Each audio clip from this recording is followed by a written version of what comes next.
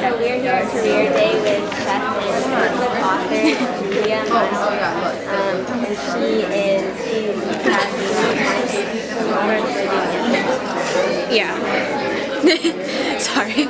Sorry, it's kind of noisy We're kind of here. new to the whole video interview thing.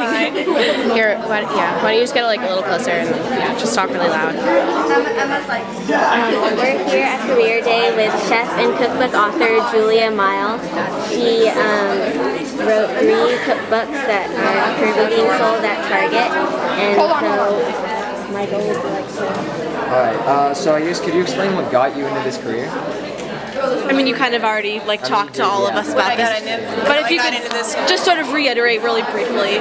What brought me to this career is I cooked for a cycling team when I was in college, and I realized that how much I enjoyed cooking for people and making them happy and healthy.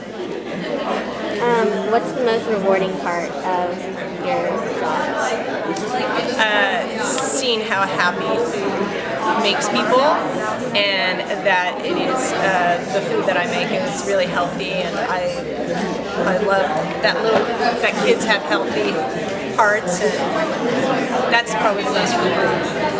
And what kind of education background do kids need to be a part of this career?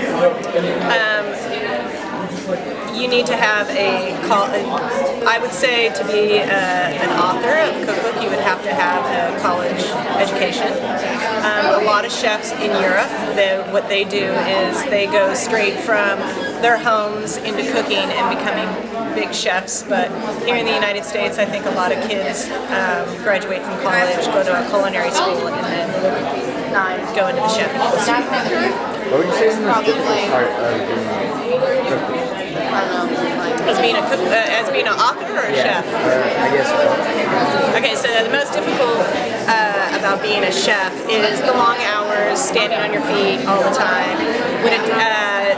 If you're a baker, your hands get worked a lot.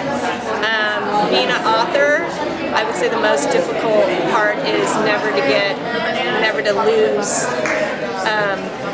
your thought, your creativeness, because you're at home and you're creating more recipes, new recipes, and that's pretty difficult to stay always in touch with what's new and in fashion out there in the food industry. How much of your career did you ever think about it in high school? About being... I was actually a horrible cook in high school. My brother was really motivated to eating healthy in high school, and I was kind of the opposite end of my brother, and so my parents actually cooked a lot for me, and I didn't get into cooking until I was actually in college. And if you could go back and do all of your like schooling and your like getting into the cooking industry again, would you approach it differently? Would you have like started out doing culinary school? Would you have changed any of the way you approached it? No, I feel that with my college education, I think that I really needed to do that because it made me who I am today. And I think I did all the right steps going into the culinary world, and I never thought that I would be working for a large company and writing recipes for 2 large companies. I guess, how can students looking for their jobs, that they're taking in the future, find a balance between just going for money and going for something that they love? Well, being a cookbook author is not going to make me any money.